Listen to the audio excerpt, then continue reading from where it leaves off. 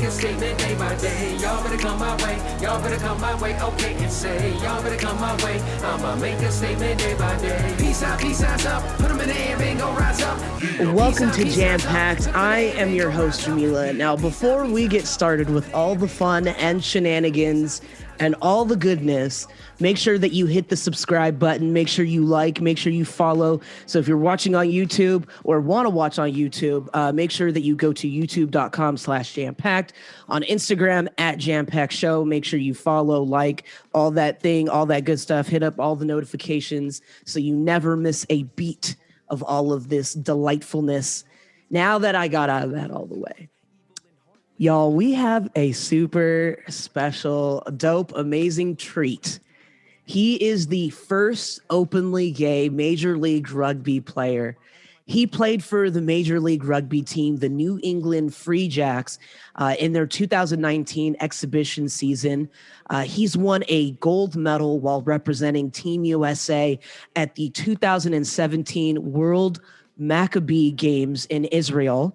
He is the 2018 D1 National Championship with his club team, the Mystic River Club rugby team.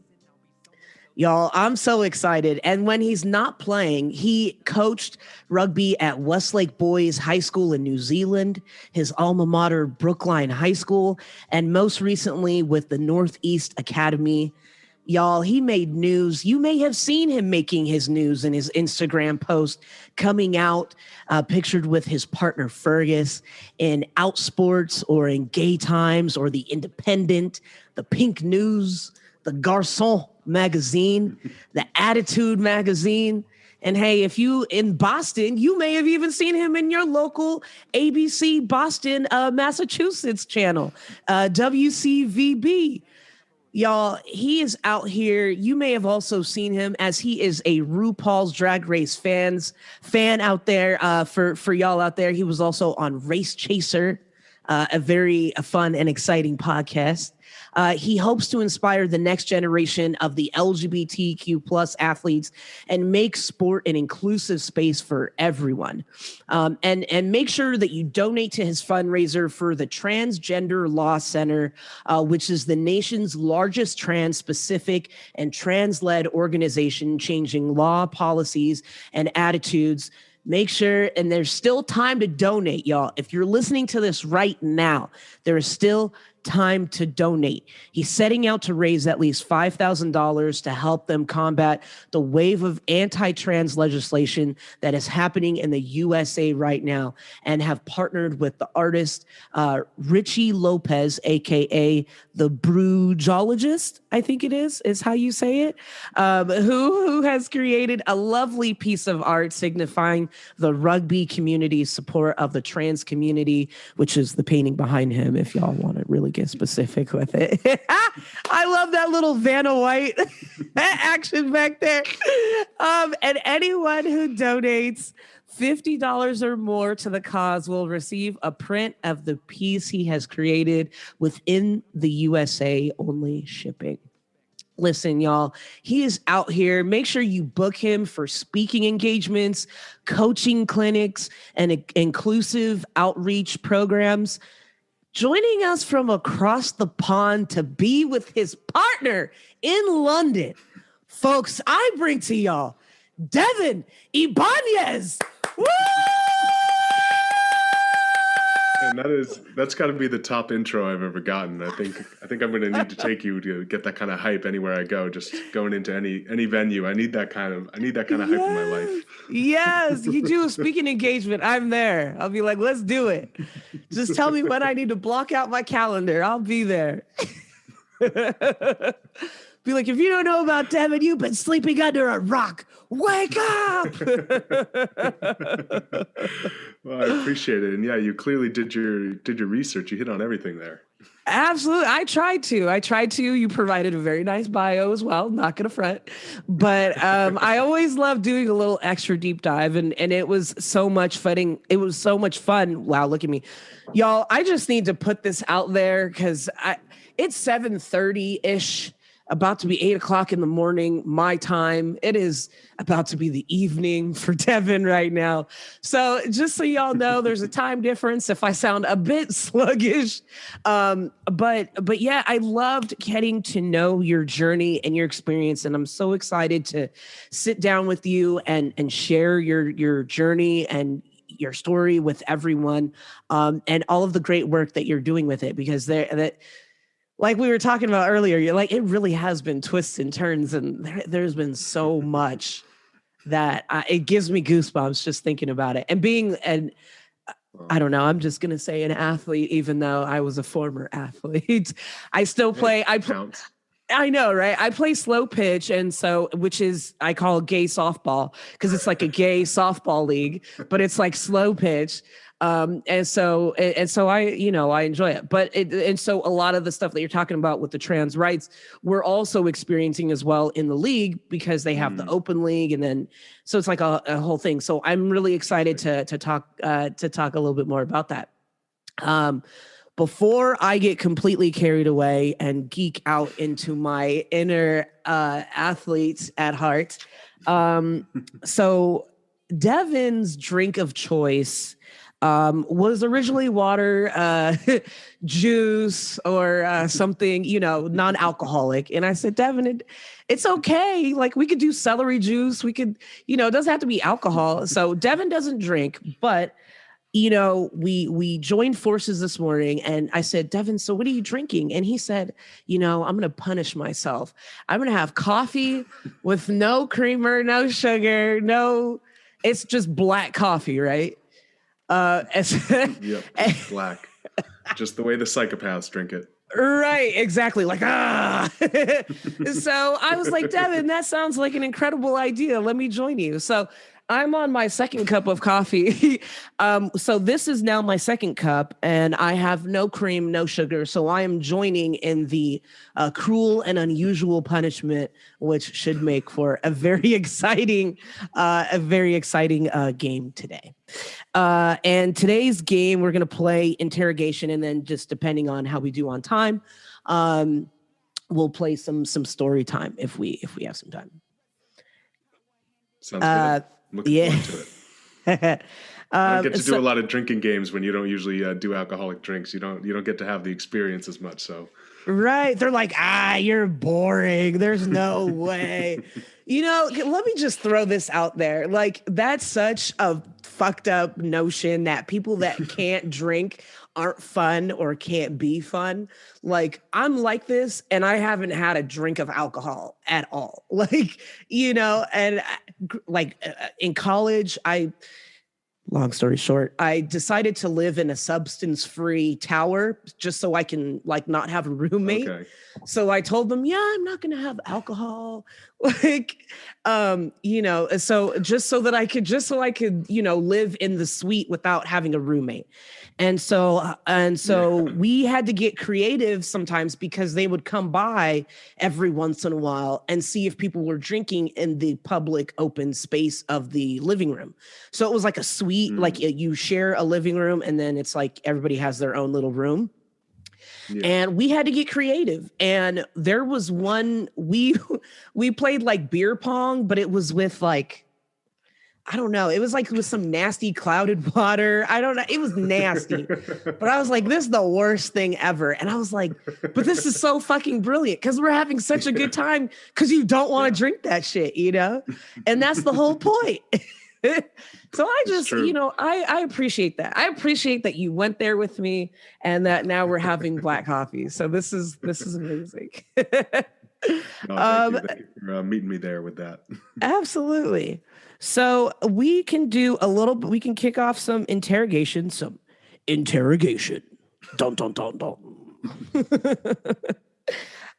So basically, if I'm going to ask you a question, and then if you choose to answer it, you can, and I'll take a drink of my very black, and technically black, black is beautiful, but black coffee could be a little harsh. Just, it's like drinking dirt water.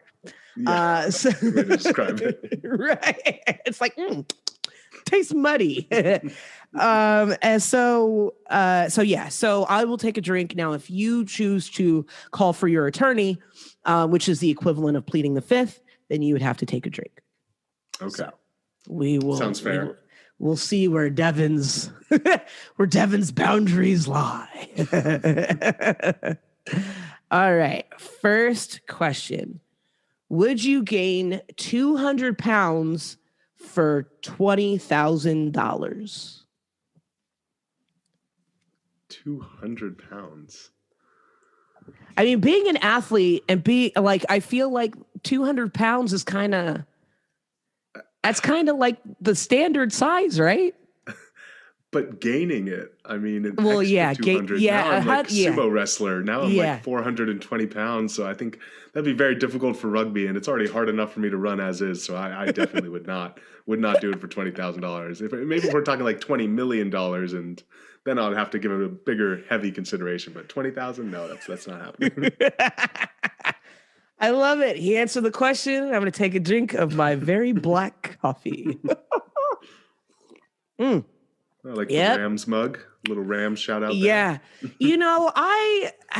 I was like, debating if I wanted to go there and ask you, but is it mandatory to be a Patriots fan living in Massachusetts? Like, is that pretty much?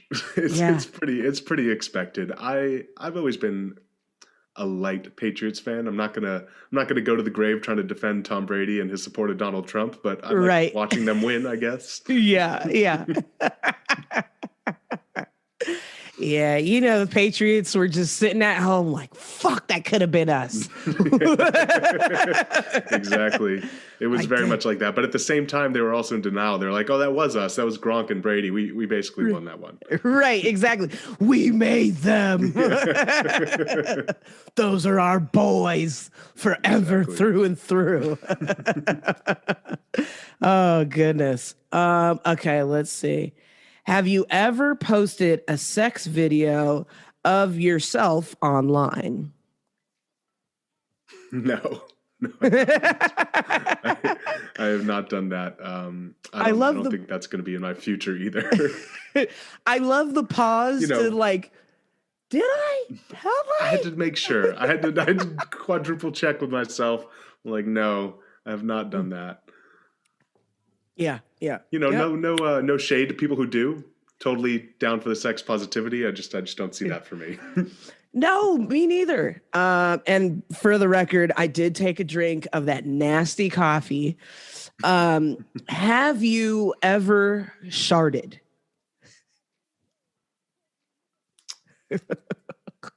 I think I'm going to ask for an attorney on this one. I think I'm going to call in. I'm going to call in for legal help. Yeah, legal help. Take my licks on that. Yeah, legal help.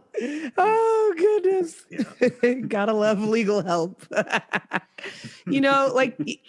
really want to have that lovely Constitution. Exactly. Well, what's the Constitution out there? You gotta brush up on your rights out there. That's true. Yeah, I'm gonna have to start researching. Yeah, I have no idea, honestly. I feel that dual citizenship in your future now. I hope so. That'd be nice. Yeah. Although now with Brexit, it's not exactly as useful as it once was. Yeah, it's kind of a situation now. I really want folks to kind of get to know you a little bit better and get a better understanding of, where you came from, who you are, and what led to be who you are and the amazing work that you're doing. You grew up Puerto Rican and Jewish in Massachusetts, raised Unitarian Universalist, which is more of like a community and celebrating one another. And you never felt pressure from your parents, of like what this is what a man is supposed to be or to do. And your parents would take you to the side at 4 years old and tell you, just so you know, no matter who you love, we'll be here for you. And you didn't understand quite exactly what that meant at 4, but when you started having feelings, you understood. You grew up understanding. You grew up in an understanding household where you didn't have the typical conversations of masculinity, especially from your dad, who's Puerto Rican. Your dad would tell you it's okay to cry. Your parents would tell you it's okay to express yourself, and crying is a good way to express yourself, and that it's healthy. How has growing up in a loving home inspired your work today and the journey to get there? I think that's a great question. I think that the way that it's really inspired it is just by allowing me the space to even think that that was something that was possible, right? I mean, I think that without having them there to know that those are things that are all okay, and that, being open with your emotions doesn't mean that you can also not be, a tough rugby player on a Saturday. They're not necessarily mutually exclusive things. So I think that that's where I get a lot of this drive, is that a lot of people don't get that messaging. A lot of people get a very specific kind of messaging, not just from their parents, but from their peers, which is just that, they're told a lot of the time that you have to be one way or the other, right? You either have to be this masculine, manly man who's disconnected from his feelings, or you have to be somebody who's in touch with their sensitive side and enjoys theater and the arts and all those sort of general stereotypes. So I think that being given that incredible gift of just unconditional support from my parents has kind of allowed me to say, well, let me pass that on the best that I can to other people and show them that, there are many different ways that you can be. There is no one kind of set way that you have to be a man, or you have to be a person or an athlete. Everybody is valid in their own way. And as long as you are happy with yourself, then that's all that matters, right? And that's all that is important. So I think that that's kind of the big motivation I have to spread that to other people who haven't gotten that kind of messaging. Absolutely. Absolutely. I think I love that your parents reiterated that at such a young age, and that it made you feel comfortable, so much so that at 11, you came out to your family as bisexual.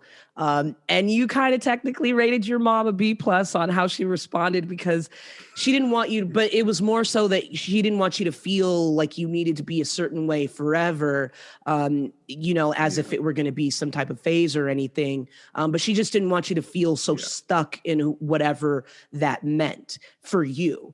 And you also told some of your friends before moving to another school. How did you tell your family and friends? And was there any backlash from the Puerto Rican side of your family? Like, I'm Haitian, I'm half Haitian, so I know how that kind of Caribbean, flavor kind of family, and they don't hold back. So how was that? No.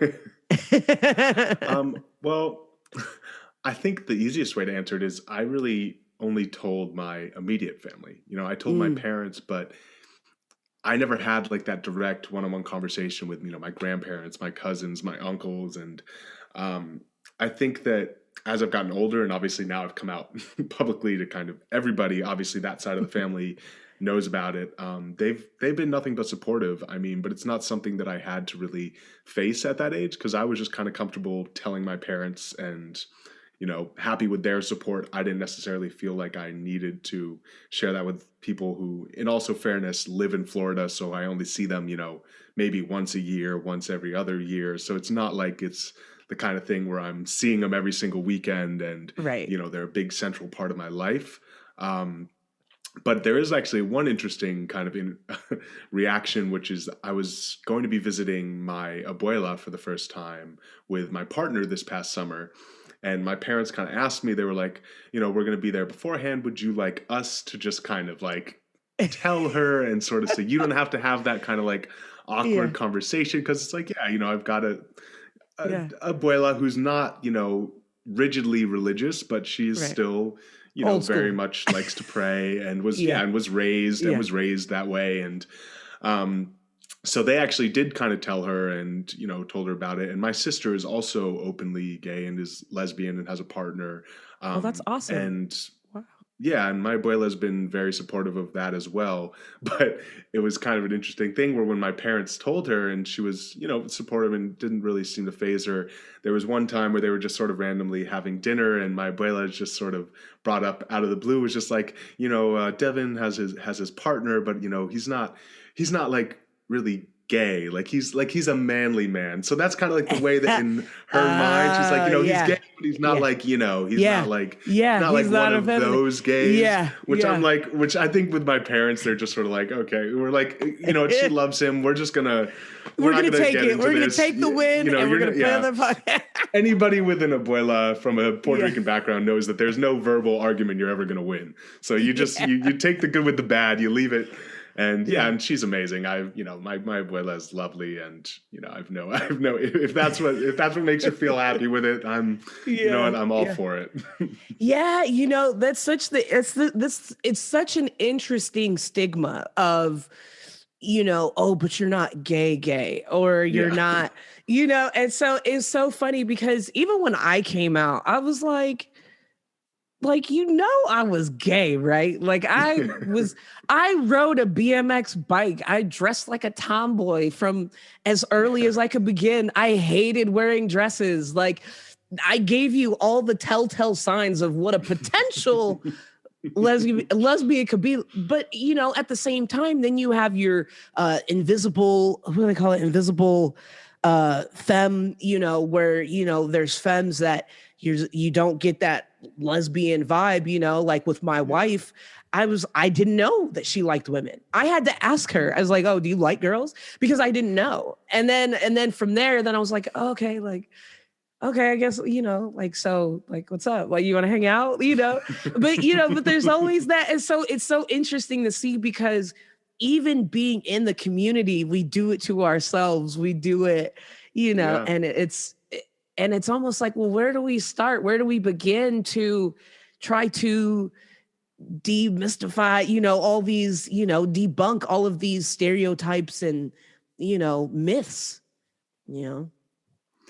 Yeah. And I think, it's just one of those things that will start to change over time. And I think that also kind of signaling in a certain way was a very important part of being queer or being a part of the gay community for a very long time, because obviously we didn't have dating apps, we didn't have these very obvious ways to tick yourself in a box of saying, I am this or I am that. You had to kind of come up with ways to signal.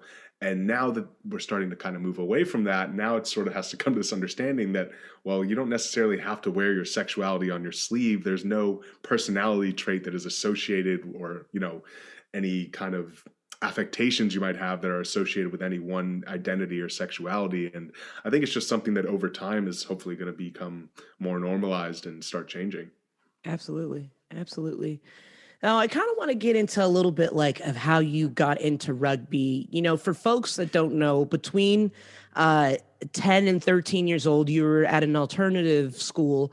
You had a lot of energy. You got into trouble, and it was recommended to put you on ADHD medication, and your parents, both being educators, weren't having it. And then up until freshman year of high school, you had grown up loving baseball, and you had only watched it and never played it. And it was really more so of a connection with your grandfather of why you would watch baseball. And you tried out for the freshman baseball team, and you ended up being one of the 4 that didn't make the team, but ended up not playing a sport your freshman year. And you had tried your hand at, for international folks, American football. But you quit after 2 months because of bullying and not liking the culture of the sport. The bullying on the football team continued in class, calling you gay, calling you the F word. I cuss on this show and I can't even say that word. It breaks my heart that that's what they would call you. I'll cuss up a storm, fuck. But I cannot bring myself to, if you want to say the word, that's up to you. But and at the time, nobody had stood up for you at the school. and you felt like you needed to play a sport. You were fidgety, you had a lot of energy, and then sophomore year, you sat down with the guidance counselor and you looked at the programs that the school had, and luckily they had been you had been at a school that had the oldest rugby program in all of New England that had been established 30 years prior. Yeah. If that's not universal alignment and fate for that ass, you tried it out with winter training and began starting every game. What did it mean for you to finally find a space that you felt you belonged, but holding in who you were, because you still hadn't come out at this point with the rugby community? It was really more so the folks that knew you privately. Yeah, I think that, well, you touched on one thing, which was the amount of energy I had. I also had a tremendous amount of anger. And I think that, when I mentioned, like, when you have that experience where you're being bullied and other people aren't sticking up for you, like, those feelings kind of just go one way, right? You just kind of internalize them and you kind of hold that in. And rugby became an outlet, not just for energy, but it also became a way of like, okay, well, maybe I can just like use this anger in a healthy way. Instead of hitting a pillow, I'm just going to go and tackle this person. So I think that when I found rugby and I saw that I was getting such positive feedback for tackling and doing these things that I also never really was good at. I mean, I had tried to do football and the tackling kind of scared me, and I never really, like, the pads, all that hurt, and I never really got into it. But all of a sudden when I was playing rugby, people were telling me that I was good at tackling, and I was like, okay, maybe this is something I can do. And just having that sense of support from my teammates, as well as now having a thing where I'm like, this is something where I can channel my energy into, right? This is something where I can take all this love I have of athletics that I've never really been able to find one thing to succeed in, and just put it all into one place and see where it takes me. So after that first season, I really just made rugby like a very central part of my life. I started playing it in the summer. I started playing, with the men's team in the fall. And then I even started wrestling just to get better at rugby. That was the only reason I started doing the sport. And awesome. It became a 3-season out of the year thing for me with the wrestling in the winter. And from there, I just never really looked back. I just said, why not keep doing this to see if I can become captain and see what happens from there. And that's always just kind of been my attitude with rugby, is I never really had this end goal of I want to be a professional or I want to win a national championship or anything like that. I was like, I just want to see how far this can go, keep getting better at it and playing the sport that I love. Yeah, absolutely. And you went on to continue playing. You played in college, and then you were playing, traveling. And then fast forward to 2017, you had the idea, which is when you first had the idea of wanting to come out, when you came close to almost dying from a very serious injury. And it was a shoulder to the throat and severely bruised your vocal cords. Break down how crazy that injury was, because I need folks to understand the rest of my question of what this kicked off. This is, y'all listen, whatever you're doing, listen very closely. Go ahead. So when I took the shoulder, I didn't just severely bruise my vocal cords. I actually fractured the ring of cartilage that sits above my airway. So I fractured it in 2 places. And I actually punctured a hole in my airway as well. So I was leaking air into my chest, and I had to start a round of antibiotics to avoid an infection close to my heart. There was a situation right after the match where I coughed, and I coughed up blood, and it was an injury, obviously, unlike anything I'd experienced in rugby. I think that at that time, I must have been like 22, 23 years old, and that's a time where you feel very invincible, right? Like I just come off of playing all these seasons all over the world, and having that moment where you have a doctor sit you down and say, just so you know, this is a very serious injury. And he told me I was breathing through, a hole in my throat that was about the size and width of like a pen or a pencil. And that was when I really had to realize, like, this rugby thing can end anytime. And you hear that from people a lot who have those serious injuries, but it doesn't really resonate with you until you've had that experience for yourself. So that's when I really had to sit down and just be like, if this had been my last game, if this had been my last moment playing this sport, what would I have been able to take away from that other than I had a fun time, right? I played the sport that I love. I had this passion, but did I ever get to really fully realize myself as a person in that space and to be able to connect my passion with also my identity and my sexuality, which I've just kind of kept myself walled off, right? I'd compartmentalized everything. So that injury was really this just like holistic moment where everything just kind of came together for me. And I understood that you do have this power that is beyond rugby. Like you are a person in this space doing something that other people aren't doing. And if you can step out and speak up in a certain way, maybe you can have an impact on other people that you never would have thought would have been possible. And so that's when that seed really first got planted. And it still took a long time and a lot of things and events from there to finally actually make that happen. But that was a very specific moment for me where it really clicked with me. Yeah. Oh my goodness.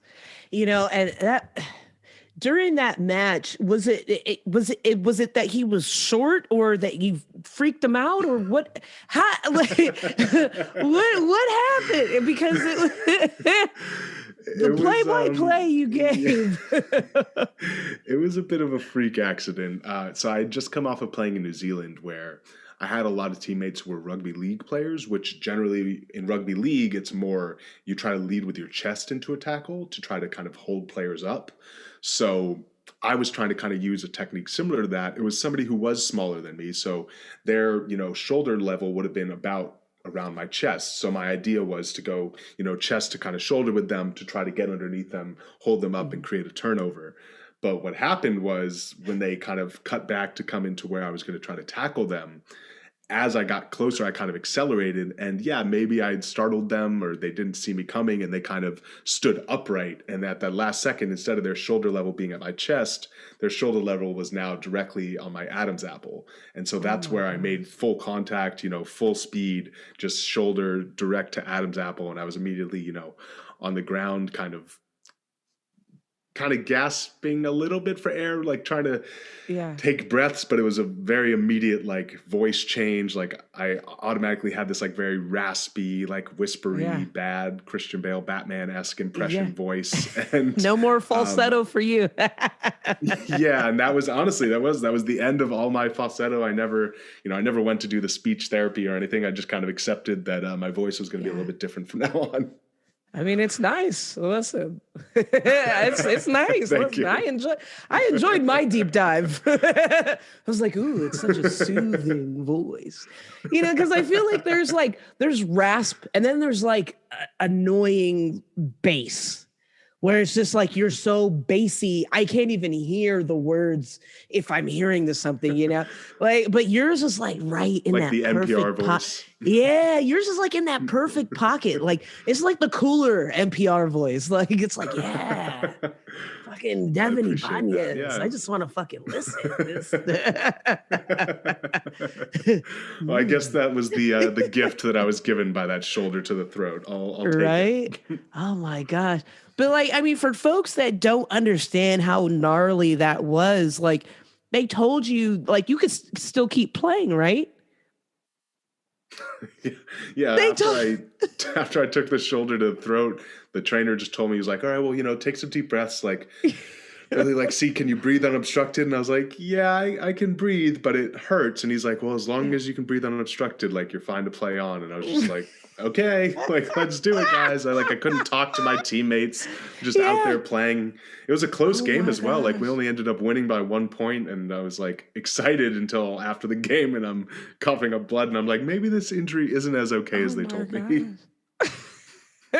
That's so crazy. And then you went to the hospital, and then didn't they have to call somebody else? They had to call a specialist because your situation was way out of their realm of what they had seen, right?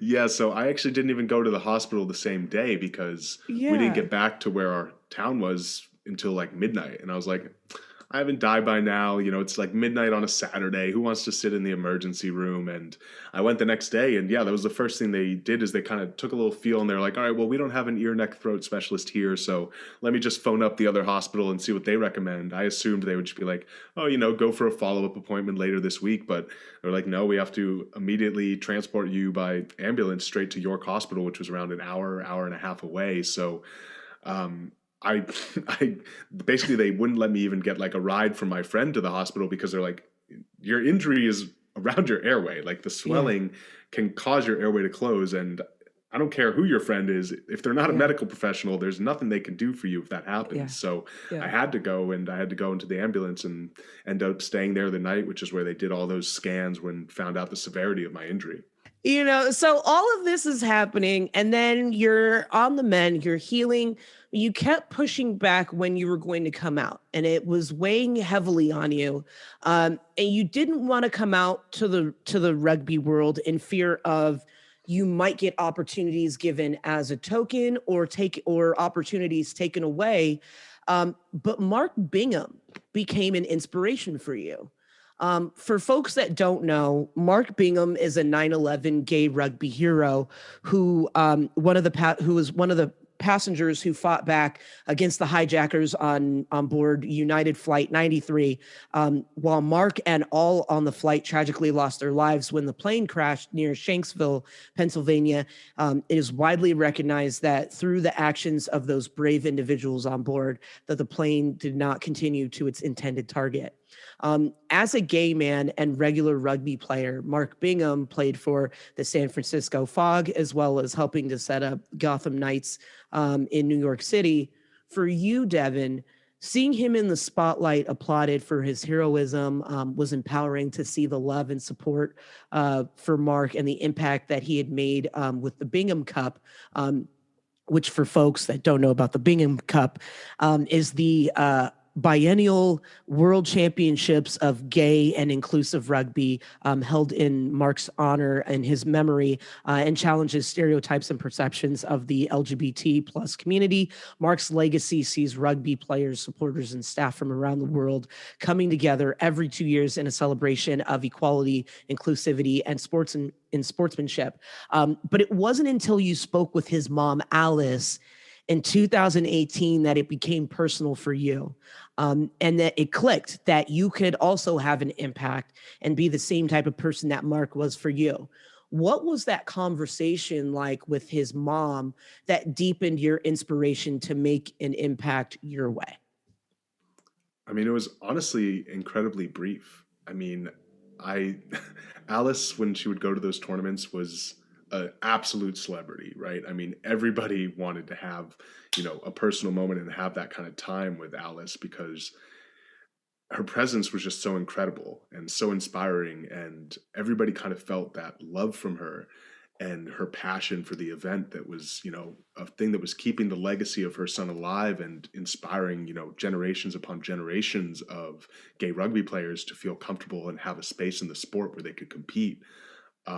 So when I spoke to her, it was very much just kind of a brief introduction. I mentioned that I had broken my hand because I wasn't playing in the tournament that weekend because I'd broken my hand in the national semifinal. And I had just risked, surgery to play in the national final. So I was like, maybe I'm going to take it easy this weekend.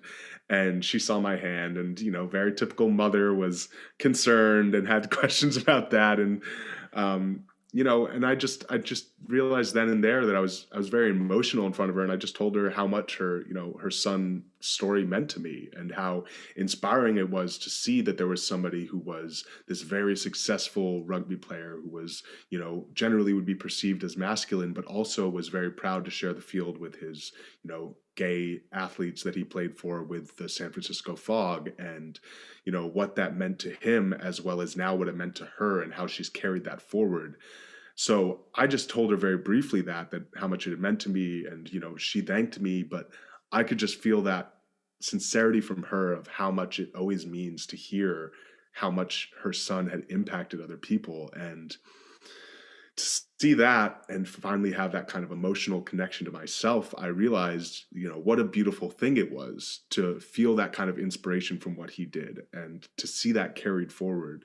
And I realized there, well, I don't think I could ever have the impact that Mark has had, but that doesn't mean that I can't have some kind of positive impact for other closeted gay rugby players who still don't feel like they can come out and be themselves in that space. So it was kind of then and there where I was like, well, I just won the national championship. Obviously, that means I'm among some of the better players in the country. If I'm playing in that match, what's to stop me from taking it and becoming professional and potentially being the first ever openly gay, American professional player? And that's when that kind of goal really became real for me, because later that day I sat down with my friend and I told him, look, this is an idea that I've had, and speaking to Alice, I think has really kind of just showed me that it is something that would be really meaningful, not to me, to me, but also could be something that would be meaningful to all these other people. And I found that incredibly inspiring and motivating to kind of say, it's important to do this for myself, but there is this other component as well where it could be even beyond that. Absolutely. I love that. And, when also during that time of healing in 2017, you had gone back to Boston and you met this charming lad from the UK by the name of Fergus, your now partner. He was there doing research at Harvard Medical, and that's when you guys met in Boston. And he had met your family within a few weeks of you guys dating. You met his family. You introduced him to a couple of friends.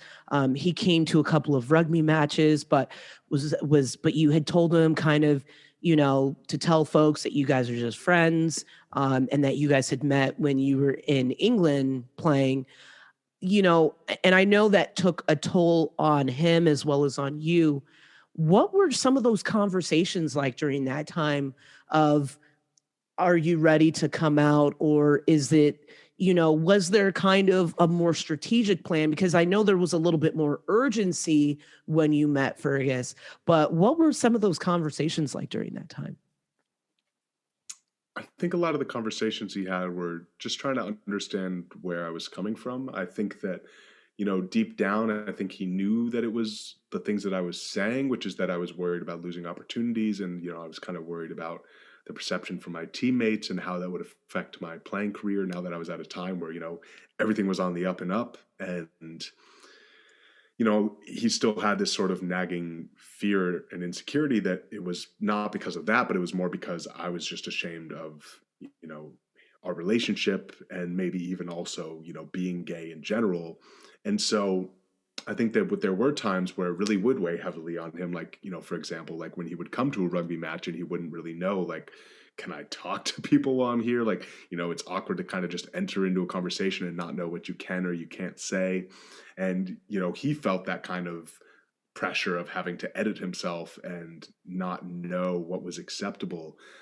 So I think that we had to have a few very difficult conversations where I had to really reassure him that this was something that I wanted to do, and I wasn't ashamed of him, and I wasn't ashamed of being gay. I was more fearful of the backlash that I might receive or the opportunities that I might lose, because I'd put over 10 years, now I'm 13 years in, but at the time I'd put over 10 years into rugby, and I'd mentioned it'd been something that I would do year round. I would travel around the world to chase that opportunity, and the idea of losing that just because of being gay really weighed on me. And I think that it was difficult to kind of convey that to him without him also not being sure if that was also a reflection on him and our relationship. So we did have to have that conversation quite a few times, but I think overall he did trust me that this was something that I wanted to do. But I think you can only say something so long without following through on it before it's like, okay, well, when is this actually going to happen? But he was incredibly supportive. He never let me,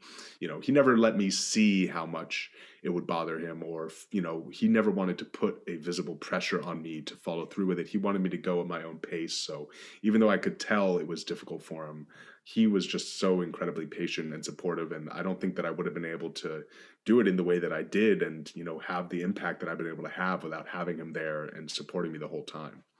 Yeah. Yeah. Wow. And then fast forward, you finally had come out, you shared it with the world via Instagram post, December 29th, 2020. was there any importance to that specific day, or was there a connection of that day? Because it's very close to basically when the year is almost over. I know you guys had a long distance relationship already, hadn't seen each other due to the pandemic. What was the relevance of December? Was there any relevance, I guess I should say, for December 29th, 2020? I don't know if the exact date has any relevance. The time of year did have a little bit of relevance. It had been such a difficult year. I mean, there was no rugby happening. I wasn't able to see my partner because he's in a completely different part of the world than I am.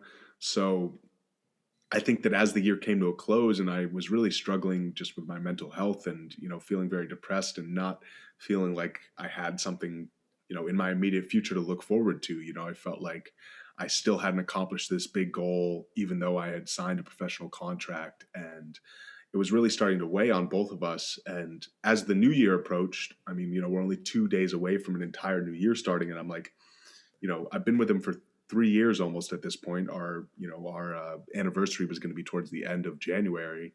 And I was just like, I hate the idea of it weighing over me for an entire other year and still not accomplishing something that I know I want to do, that I know would make my life probably immediately better in a lot of ways.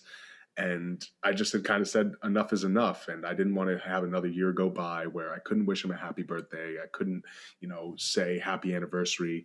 His birthday is also, only a few days into the new year. So that was kind of the significance of the time, was I was just feeling the urgency of like, here comes another calendar year and you still haven't done this thing. And so I wanted to kind of say, this is a chance to actually make a positive change. I know that I'm feeling depressed. I know I'm having these issues. What is something that I can take control of that will hopefully make an immediate difference? And that's what really led to that day. It wasn't, that I'd circled the 29th on my calendar. It just really happened to be a day where I was thinking about that. And I was like, man, the New Year's is almost here and I still haven't done this. Like, how have I not done this still? All it is, you can big it up all you want, but all it is writing some words and pressing post. And that's all I did. I had a long lunch break that day and I sat down for 20 minutes or so. I wrote something out and I hit send, and that was it. What was the feeling once you finally had that out there? I imagine that was like a weight lifted off your shoulders, but also at the same time, almost being prepared for whatever the grand response was going to be, right? What was your feeling in that moment of getting close to hitting post, and then what happened after that? Well, I think, like I said, when I was in that moment, like I had thought about at other times the kind of grander impact it might have and ways that I could, use it to hopefully inspire other people. But at that moment, that was really not even on my radar. I was really just doing this as, I'm really struggling. I know my partner is really struggling, and this is going to help both of us. So it was almost from a very kind of selfish and self-centered perspective of, I'm doing this for us. And I wasn't really expecting any form of response or, anticipating anything. I was more just anticipating I can get this out there and it'll mean something to me and it's going to mean something to my partner and my family. So, when I actually saw that kind of massive impact, it wasn't necessarily something that I was expecting. The feeling after hitting send was, since I knew I was doing it for myself and I knew I was doing it for my partner and I knew I was happy with myself, I know my family is happy with me, I know, the person who I love is happy with me. I was like, that's really the only thing that I truly care about in this moment. So when I hit send, I turned off all notifications and I was like, I don't want today to be like Devin's coming out day where I'm like stressed to see like what's the reaction, like what's going on today. Like, I was just like, I'm just going to post it and I'm going to turn off notifications. I'm going to tell my partner, who was obviously very moved. My sister texted me and was like, I can't believe you just made me burst out crying on the subway. And I just went and I did a gym session. I was like, I'm going to go and just do a normal day. I'm going to go to the gym. I'm going to go home. I'm going to make food. I'm going to eat. And then, maybe right before bed, I can go and see if there are any, nice, encouraging comments, maybe from some of my friends or some of my family. And that's what I did. And it wasn't until, the next few days where this Instagram that Fergus had actually made for me, he had actually made That Gay Rugby for me a month before I came out, as a way he's like, you can use this not only when if you decide to come out someday, but he's like, you can use this as a way to post about your rugby career. It doesn't even necessarily have to be a LGBTQ specific account. That Gay Rugger ended up being the name of it, but it could be anything. Yeah. It's like you can post highlights of yourself, and there's no rugby going on right now. I think it would be really good for you to have that kind of a page where you can just put that out there. And that was the day that it was just like, okay, well, now you have this post. He's like, I'm just going to edit down this Facebook version you made into a little bit more of a condensable Instagram post. And it just kind of took off from there. And we were really like so just overwhelmed and blown away by how amazing and positive the support was. And even more so just like how much it resonated with people. Like when you post it, you think that maybe your local community will get behind you, or maybe your friends will get behind you. You don't expect to get messages from people from France, or have, French reporters say, hey, will you do an interview for this magazine? And I'm just like, what? Like, but what's like, I don't know why they care, but I'm sure. They're like, you are good looking and we like your voice. So even though it is a magazine, we want to talk about you, about all the gay things, Exactly. And so, it was just an incredible feeling to see that it resonated with people in that way, because like I said, it wasn't necessarily designed to do that. It was just supposed to be like an open kind of love letter to my partner of just saying, thank you for being so patient with me all this time. And I think that, maybe that's part of why it resonated with people, is it wasn't really designed for any specific thing other than for me to just be happy and be myself. Yeah. Oh, it's so beautiful. Y'all make sure to check out, obviously follow the Gay Rugger, which is the most amazing handle in life. That Gay Rugger. That Gay Rugger. Obviously, all that information will be in the show notes, as well as the episode blog. And I'll try to put Devin's a post on the blog so that y'all can see the beautiful love letter that he wrote to Fergus. Have you had an opportunity to play since coming out? Because I know it's been the pandemic, but have you maybe played like any rec league since being out there, or how's it been? I've been training. I'm doing well in training. Training feels good. I've always felt good playing rugby, so I still feel good playing rugby. But no, in Boston, it has been great just going to trainings and knowing that my teammates all know about it, and they've all been very supportive. And I definitely feel like it's kind of brought me closer to a lot of them, in the sense that they can just say, hey, enjoy your trip and enjoy your time with your partner, and and also just telling me, that what I did is meaningful, not just to other LGBTQ ruggers, but just people in the sport in general, who realize when I come out and say this, that they're like, oh, I actually have played with a lot of people, and this is the first person who's actually speaking up about this. Maybe there is an issue in our sport about making people feel welcome. So it's kind of allowed people to sort of think about themselves in their own kind of ways that they can make the space more inclusive. So I haven't played in an official match yet. I actually am scheduled to play in a match tomorrow. So maybe by the time the podcast comes out, I'll give you a little update on how that went. Maybe there'll be a picture or a video or something. We'll see how it goes. But I am meant to play in a match tomorrow, so we'll see how that goes. Oh, nice. That's awesome. Because I'm curious, because we've had Chris Voth on the show, who was the first actively open team player for Team Canada, playing volleyball. And so we had him on, and the episode is called Out and Proud Athlete. And he's been doing also a research. He's getting like his master's on playing better once you come out. Like, what are I would love for y'all to connect and get together. Yeah, please. Because I know he's trying to reach out to gay men as far as, if they see a difference in the way that they play once they come out, that kind of thing. And so it's like a really dope, like, research that he's doing, but I'll send you his information. But I would love for y'all to get together. And he was in the book, I think it's called Proud to Play, Team Canada's like athletes that are out. And so I love hearing about athletes that are out and proud. And so this has been amazing to speak with you. I want to make sure that we do talk about this fundraiser, though, because there is still time for folks to donate. If they're listening, they're watching.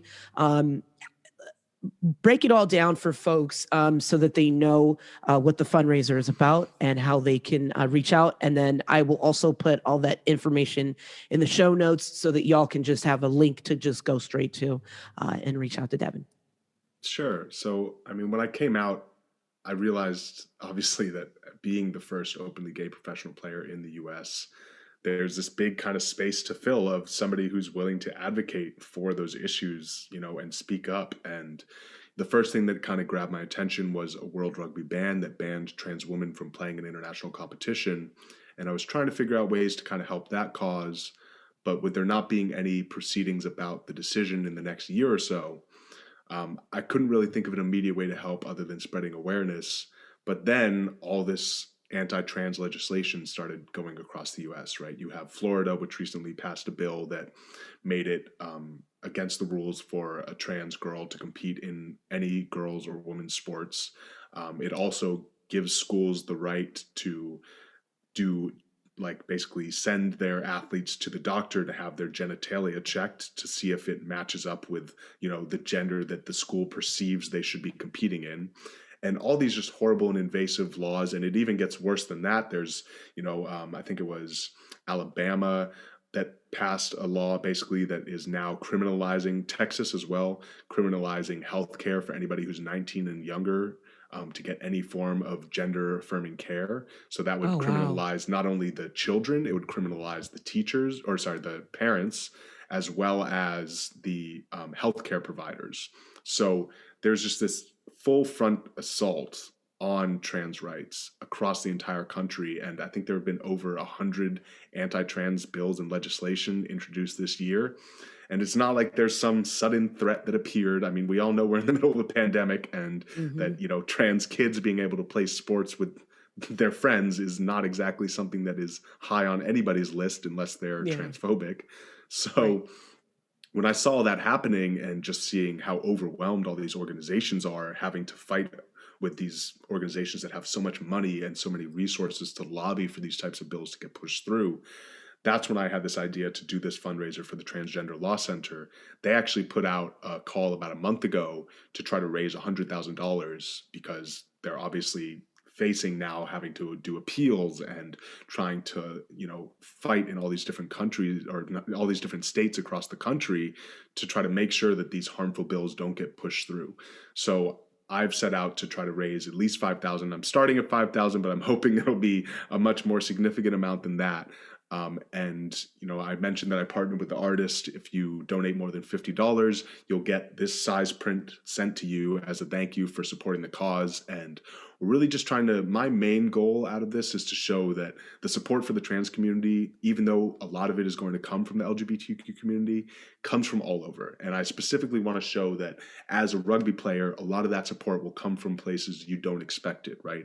You wouldn't expect a sport that is perceived as very masculine and has this long history of being viewed as kind of conservative would be so supportive of the trans community. So I'm really hoping that rugby players, other athletes will step up and say that we do support trans kids, we do support trans women, trans men, all across, you know, non-binary. We have their back, and we're willing to not only show up for them by sharing this and spreading awareness, but we're willing to front up by providing resources to make sure that they are safe and make sure that they have people who have the resources to advocate for them and keep them safe. So I'm going to be running this, I think it's going to probably end around June 10th. So anybody who can donate before that time, I mean, even after that time, if I'm done with the fundraiser, please still go and donate to the Transgender Law Center. But I really hope that we can just give this big show of support that will hopefully give some hope to trans kids all around the country, as well as just the trans community as a whole, and say that there are people who are looking out for you, and we are going to stand up for your rights. That's awesome. Yeah, I mean, you know, it's interesting because it's almost this bias against trans women, but not a bias against trans men necessarily, because folks tend to be more embracing of a trans man because you're entering the cis men's arena. But, you know, there seems to be a conflicting opinion when it's trans women joining cis women, you know, playing sport. I found that to be interesting definitely because in the world of sports. Yeah. I found that to be very interesting in the world of sports, that there's this double. Would it be a double standard? It's so early in the morning. Yeah, I would say I double clearly, standard. I clearly haven't had enough black coffee for it to wake up all my brain cells. But I thought it was interesting because when I was doing my deep dive and you were discussing this and the bands that they've been putting on, it made me think of, oh gosh, that boxer, Patrico.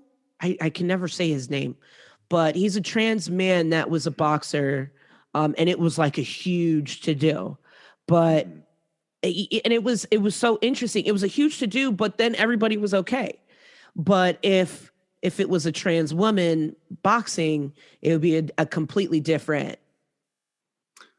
Well, I think that there's a long history of misogyny in athletics in general. I mean, for a long time, women weren't allowed to participate in athletics because athletics were seen as a space only for men, right? And it was unbecoming of a woman, and they were too fragile to be a part of athletics in general. So I think that you still see that misogyny today because it's the perception is, okay, well, they're not strong enough to, compete against a trans woman. And it all plays into this idea that we need to protect women and we need to pass laws that are going to be, basically trying to keep them safe in their own words. But the same people who are saying, oh, we need to keep women safe in athletics are not the same people who are advocating to actually improve the conditions of women's athletics and provide funding and provide opportunity to women. It seems like a very, I know, crazy to pick this one issue that happens to align with political ideologies, but it's a very intentional way that they are kind of playing into people's perceptions and insecurities around women's athletics to now use it as a way to kind of turn the gun on trans people and say that, oh, well, these are the people who are making these are the people who are making women's sports dangerous, right? It's not the NCAA not providing them resources. It's not, giving them proper facilities to train. It's the one trans person in the entire state that we can point to who's competing and not even necessarily winning. They're just competing, and that scares us. So it's a very intentional and ridiculous notion that trans women are ruining women's sports. If anything, they've done nothing but enrich it. And, I hope that a lot of people will see that and that we can help raise awareness and just get rid of these misconceptions. Absolutely. And I hadn't heard of the women's group that was supposedly that they're, I guess, super, like extra super feminist. I hadn't heard of the term like TERF until I was doing research on somebody else. And I was like, what? I've never heard of this term. And so I thought that was, I was like, wow, that's so perplexing that it's women that are supposed to be for women, but it's, they stop the buck at trans women and trans women rights. Yeah. So I really appreciate you bringing light to that and fundraising, to fight these injustices for the trans community. Thank you. Well, I think, and I do want to bring up a small point about that as well, where, that same kind of situation, right, where you have people speaking up about, we want to keep women safe, and to do that we have to exclude trans people.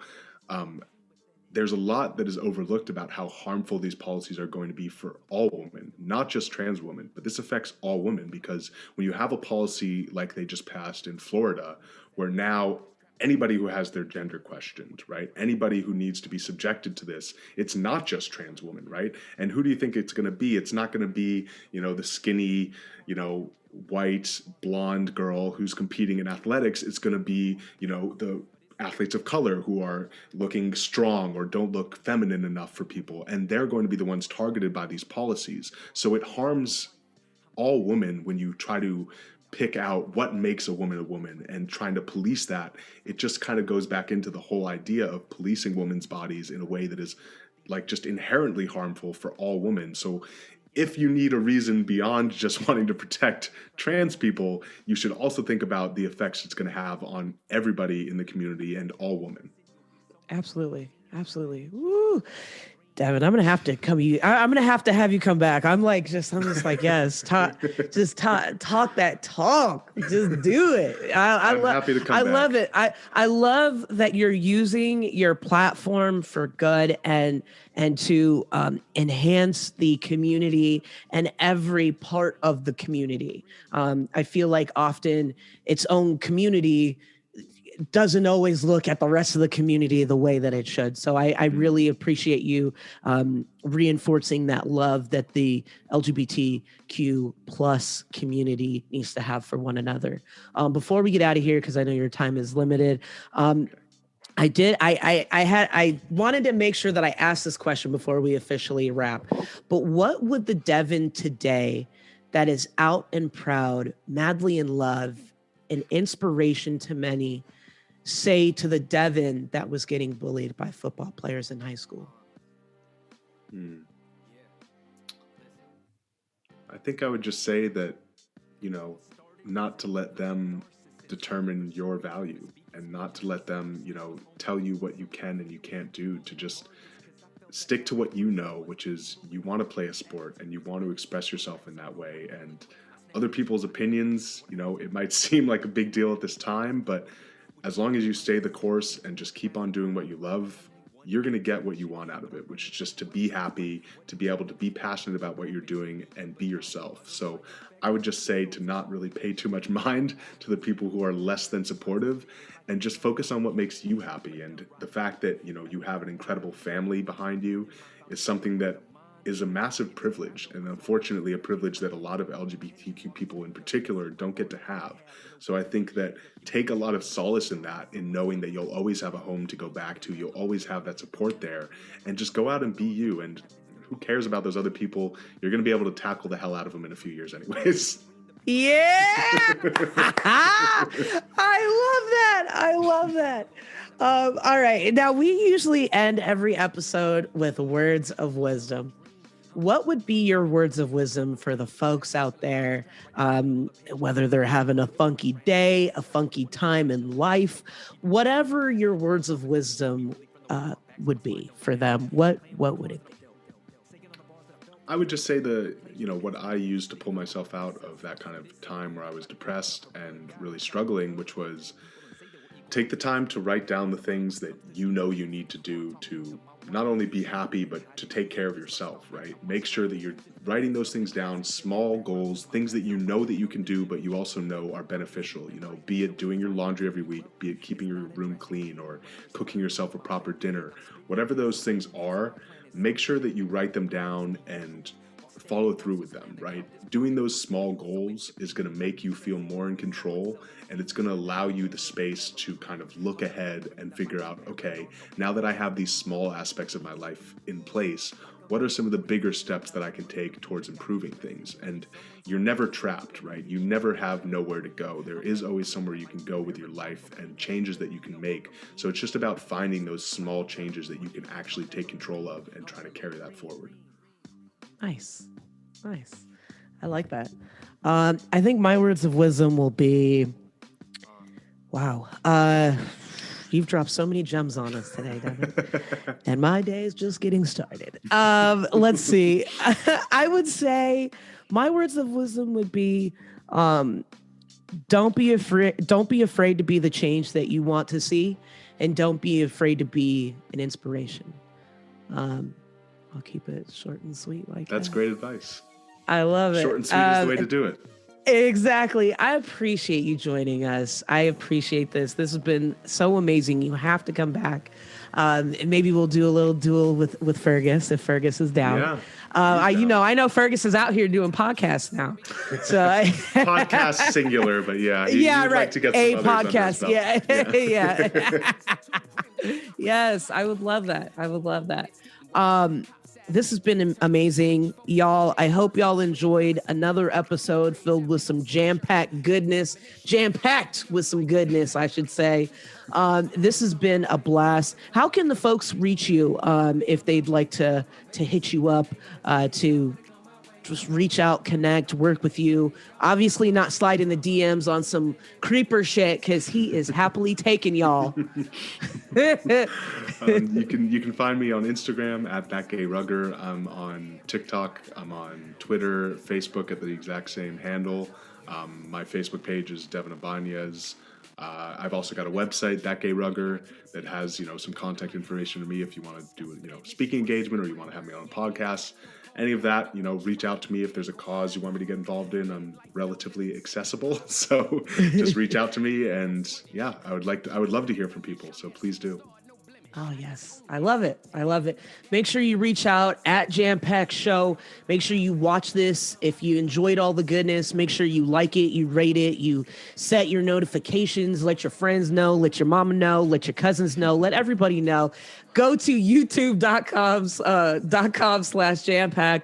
Reach out, Instagram at Jampacked Show. We're also on Twitter. Everything that's on Instagram goes to Twitter. I'm also on Clubhouse. If y'all really want to ping me into some shit, I'm there for it. I'm down with all the fuck shits.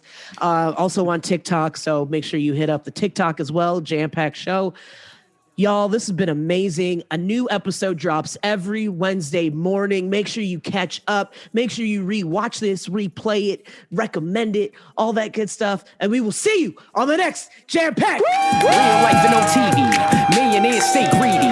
No love and there's no grub. We got the homeless saying, y'all better come my way. Y'all better come my way. Okay, and say, y'all better come my way. I'ma make a statement day by day. Y'all better come my way. Y'all better come my way. Okay, and say, y'all better come my way. I'ma make a statement day by day. Peace out, up. Put them in the air, and go rise up. Peace out, up. Put them in the air, and go rise up. Peace out, up.